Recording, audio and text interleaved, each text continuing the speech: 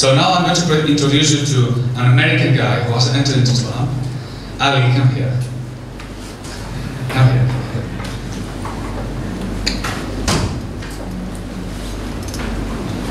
Please sit down here with me, in the sofa. So, Ali, you come from where? From New York? Chicago. From Chicago. Chicago. Al Capone Island, isn't it? Al Capone, Yes. So you come from Spanish origins, I presume, no? Yes, sir. So tell us a little bit about how you came into Islam. I think everybody would be interested to hear the story. Being put on the spot. Assalamu alaikum warahmatullahi wabarakatuh. Actually, my family has been Catholic for the past 500 years, since the Reconquista of Spain. My family is by ethnicity Andalusian, and then my great-grandfather migrated to Puerto Rico, and then my parents from Puerto Rico to the United States.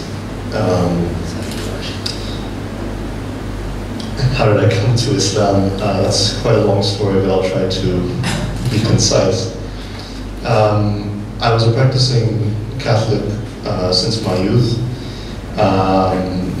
and then I began to study philosophy at the academic level. From then on, I've always had an urge to be religious, but for some reason I felt disconnected from my religion. I was always constantly asking questions and wondering why certain things were the way that they were, such as the Trinity and how Isa was, had somehow sacrificed himself and other such things. And this was a constant struggle that I had for quite some time. It wasn't until my grandmother started telling me more stories about my ancestors, because my history is oral. Most of our history from Andalus is oral because they destroyed our records. She used to tell me about my great-grandfather and how he had land in Andalusia, and she used to tell me about the Muslims there. And I wondered why, for some reason, my family was not Muslim. And she told me a long time ago we just were forced to convert, and ever since then we've been Catholic. And this sort of brought me closer to my identity. I always felt sort of confused about who I was, and now I kind of had some sort of connection to the past. So then I started studying Islam, and to be honest, I didn't want to study Islam because living in the United States, there's quite a bit of prejudice. I wasn't about to truly find out what that prejudice was like until I converted. But I did study, and not only did I feel intellectually more imbalanced and now certain of my faith and my connection to God, but I felt finally spiritually connected to God. In Christianity, you're told to love, but not really how. So there's always this constant search for trying to figure out how to live your life appropriately to the standards of Jesus, but there aren't any standards in Christianity. So I finally felt that it was time to take my Shahada, and before I did, I waited about 5-6 months, because the decision I had to make was going to be probably the most difficult decision of my life. And it was, because after I took my Shahada, everything changed drastically. I don't regret it, obviously, and it was truly a blessing. However, what I was about to face was something that I truly did not anticipate. And if I may, my mother, when she had me, she gave me an English name because she wanted me to escape the prejudice at the time towards Spanish and Latin Americans that was going on, during my infancy. So she had not anticipated that I would join a religion that would throw me back into that circle of prejudice. And when I did, it was very disappointing to my family, but not only that, to my friends and my community. And needless to say, all I have to say is that I never wanted to be a minority. But I was forced to be finally for the first time in my life, and I have to tell you that was probably the greatest learning experience. And I think I've lived more in the past 4 years of my life than I have any other time prior to that. I think I actually figured out who I was in those 4 years.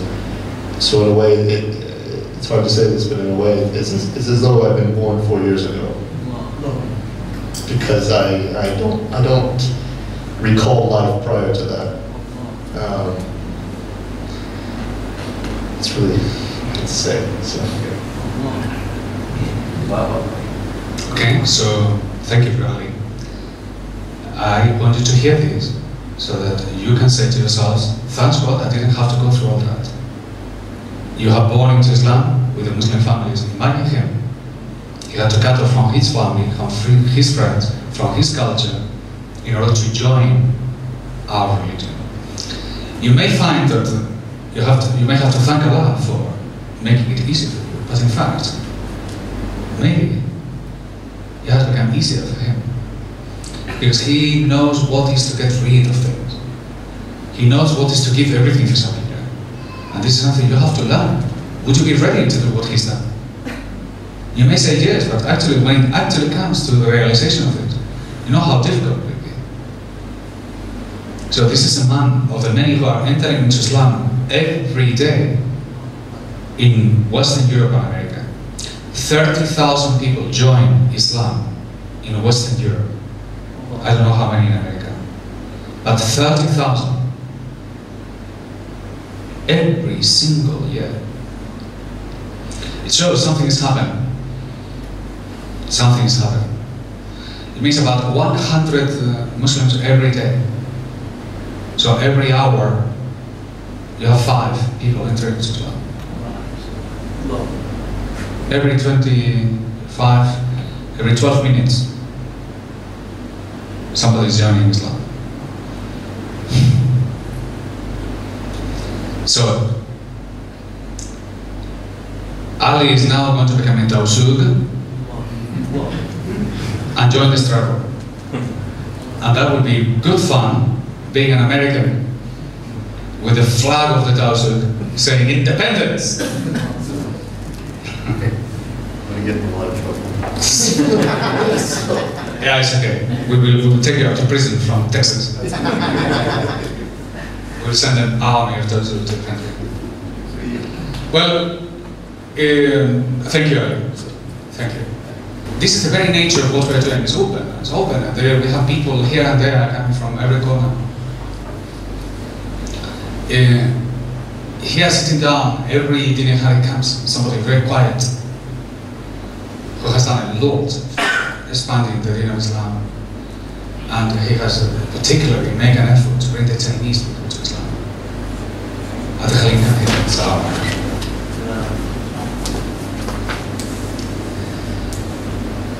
Our secret plan is to bring all the Chinese of Malaysia to Islam. Right? Yeah. And we plan to do it by making them understand that they don't have to become Malays. One of the problems that the Arabs cannot do dakwah in Europe because they want to make the Europeans Arabs.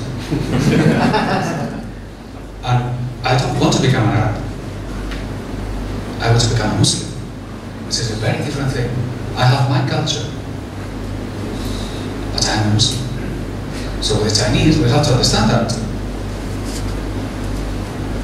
they have their own culture, and they will become Muslims, and we will become brothers.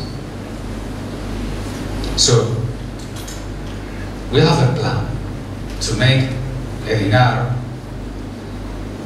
for the Chinese people. And we have been talking about it for how many years? 10 years. I don't know, very long, isn't it?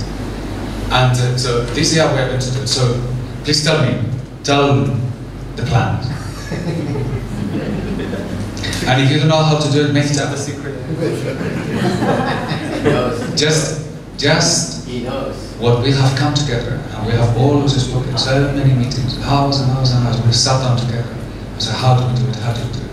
Please start, and make it as an intention, so that it can be done.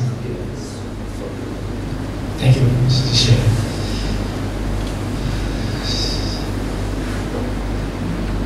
Just to recall, before we move to the dinar for the Chinese or Islam, our teacher, Shaykh Sufis, his teachers are in 1979. Today I declare Shahada. Allah Akbar. 79. But a few years back, our teacher wrote a book called The Book of Strangers. It means Islam at this time becomes strange. Nobody discovered the truth. And those who are seeking it become strangers. They don't know what it is. They want the truth. Yeah. And in this book, there's a passage about Tao. They mean the truth, heaven, or God. You follow this path, you find the truth, the real, the being. Actually, the Chinese have Tawhid. They have no Islam, but have Tawhid. Believe in oneness of God, oneness of reality, one power, one manifestation. So then I think about myself. That means I was born in Chinese. I have the fitrah. I have the natural tendency to seek the truth, to gain the reality of the life. But since I was born in the Malay world, raised up in the Malay world, sent to Chinese school, to Malay school by my father and grandfather decision. They are Chinese, but sent me to a Malay school. So I said, I don't know what their thinking is. So this is the decree. The Chinese got decrees, mean fate, destiny, that Allah make you a Muslim or put you somewhere else and for you this discovery.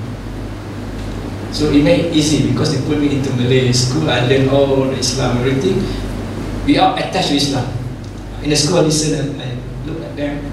I never take the subject Islamic study up to Form 6. I never take. But that was liberation because I can choose something new. Then for my people, the Chinese, when I study further, there are more Chinese in China than the Malay world. No, the Malaya or Malay. Here maybe 15 million, but there are 20, 30 million. What made them Islam earlier in China?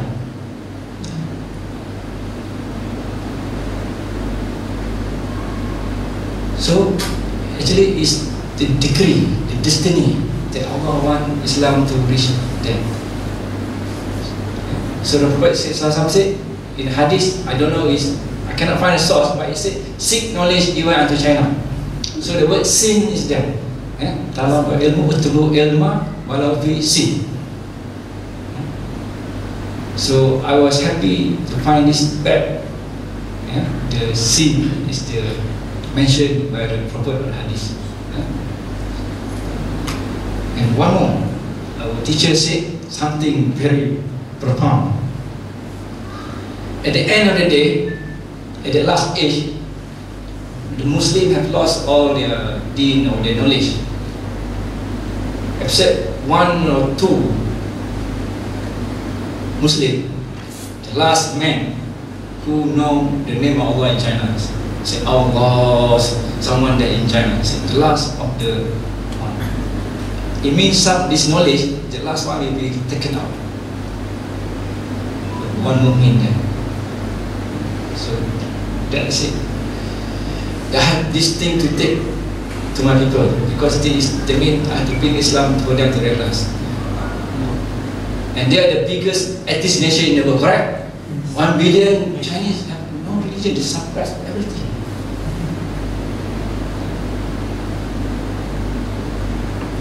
But what our Shaykh said is correct. The Chinese now are accumulating gold and silver and gold and silver, and then we have given these people to us to make the dinar dirham, inshaAllah.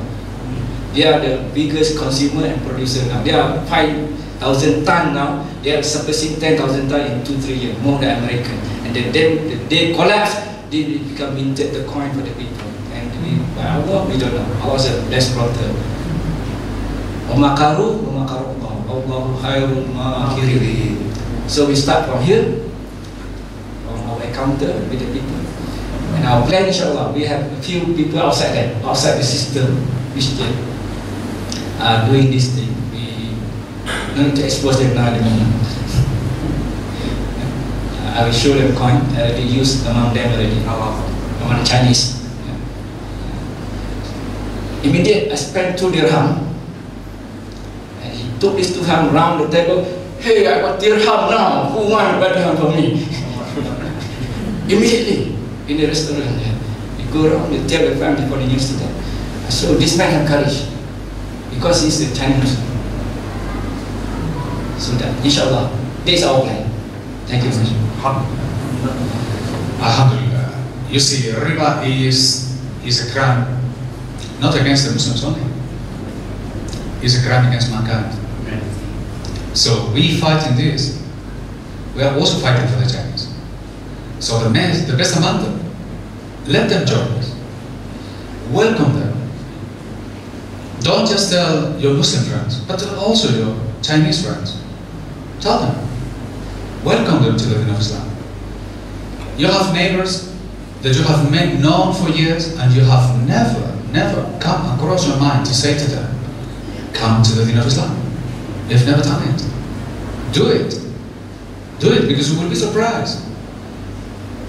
If we all do it, I can guarantee you there will be shahadas, 30,000 a year like we have in Europe, or more.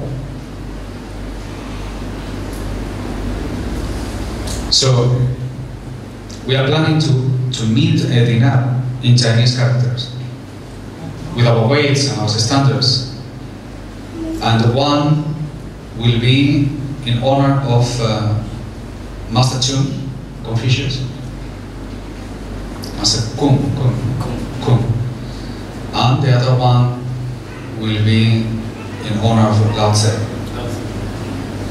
And so that we recognize that in the wisdom of the ancient Chinese, there is compatibility and there is commonality with our deen. Islam only comes and perfects what is being said before. It's a filter to the culture. It's not the culture itself, but a filter to the culture. So while they remain Chinese, they will pray with us in the same line, and they will follow the same Rasul as we do. So, thank you very much. Thank you.